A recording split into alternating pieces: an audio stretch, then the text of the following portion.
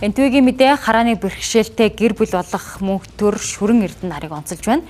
Тэд өөрсөддөө ажлын байр бий болгоо зогсохгүй. Хөгжлийн бэрхшээлтэй хоёр иргэнийг ажлын байраар хангаж, Best Massage 14 төвийг ажиллаж байна. Мөнх төр шүрэн эрдэнэ нар 2016 онд хараагүй иргэдийн чуулган дээр анх танилцж, дараа жил нь гэр бүл болсон. Одоо тэд хоёр хүүхдийн аав ээж болцоожээ. Мөнх төр эдийн засагч мэргэжилтэй Ард кредит банк бус санхүүгийн байгууллагад захим зээлийн ахлах мэргэжилтнээр хагас цагаар ажилладаг. Харин эхнэр нь бариачаар ажиллаж байсан тул түүний туршлага дээр үндэслэн 2013 оноос үйл ажиллагаа явуулж эхэлсэн Best Massage 14 төвийг 2022 оноос худалдаа авч биедан ажилуулах болжээ.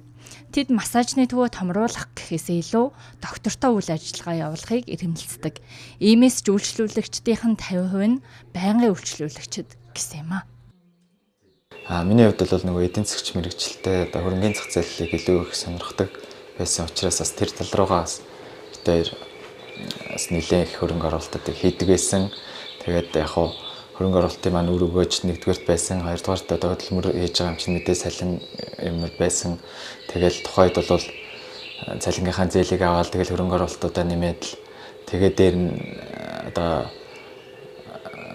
бас бусад одоо хувьцаануудаа хөрөнгө оруулалтуудаа зараад тэгээд анхныхаа одоо бизнесийнхаа хөрөнгийг бол босгож байсан. 2020 оны 7 сарын 1-нд энд ажиллаад өдөө хүртэл ажиллаж байна. Хөгжлийн бэрхшээлтэй харааны бэрхшээлтэй хүмүүс энд ажиллаж байгаа. Ихтэй мундаг залуучууд ажил төрөлтэй. Манай хоёр дарга. Мөнх төр пара усан сэлэлт шатар зэрэг хөгжлийн бэрхшээлтэй иргэн хичээлэх боломжтой бүх спортоор хичээллэж байсан гэхэд болно. Харин 2 жилийн өмнөөс марафоноор хичээллэж, улмаар өнгөрсөн жилээс эхнэр нь хичээллэж, тэд олон улсын тэмцээнд амжилттай оролцсон. Тухайлбал энэ жил болсон Монголын бүх ард түмний спортын наадамд оролцож, мөнх төр 800 метрт, шүрэн эрдэнэ 400 метр төрүүлжээ.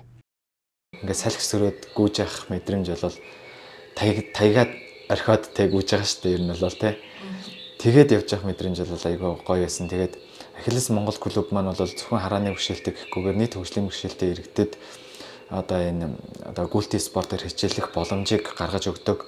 Бүр ингээд ганцаараа гүйж үзэх юмсан гэж мөрөөддөг байсан. Тэгээд нэг тэр мөрөөдлөө биелүүлээд ямар ч ясан гэхдээ гайдтай гүйж байгаа ч гэсэн ер нь гоё нэг тийм гоё мэдрэмж байсан. Тэд хөгжлийн бэрхшээлтэй иргэдийг өрөвдөх биш, энгийн иргэдтэй нэгэн адил баялаг бүтээгч гэж хараасаа гэж хүсдэг. Тиймээс тэр нийгмээ бүтээхийн тулд өөрсдөө үлгэрлэж байгаа нь энэ юм. Миний цагаан таяг байхад, миний компьютер байхад эсвэл энэ зам талбай маань хүртээмжтэй байхад би бол харааны бэрхшээлтэй гэдгийг бол мэдэрдэг байхгүй. Тэгэхээр энэ нийгмийн зүгээс бий болгоод байгаа энэ саад бэрхшээл, харьцан хандлагын асуудал, мэдээллийн технологийн хүртээмжгүй байдал, том зургаар харах юм бол энэ бодлогын түвшний асуудал хүртээмжтэй болчих юм бол Монгол улсад энэ хөгжлийн бэрхшээл гэдэг асуудал бол байхгүй болчихноо гэдэгт бол би итгэдэг байхгүй. Нөхрөөрөө маш их бахархдаг. Одоо яг хүний хань гэж ямар хүн байдгийг яг л тэр бүх шинжүүдийг бүрдүүлсэн айгүй тийм хүлээцтэй тийм байдагт нь айгүй их баярлдаг. Тэд мөн хөгжлийн бэрхшээлтэй иргэдийг хойш суух биш, харин ч нийгмийн харилцаанд оролцож, асуудлаа ярьж байж түүнийг шийднэ гэдгийг уламжилсан юм аа.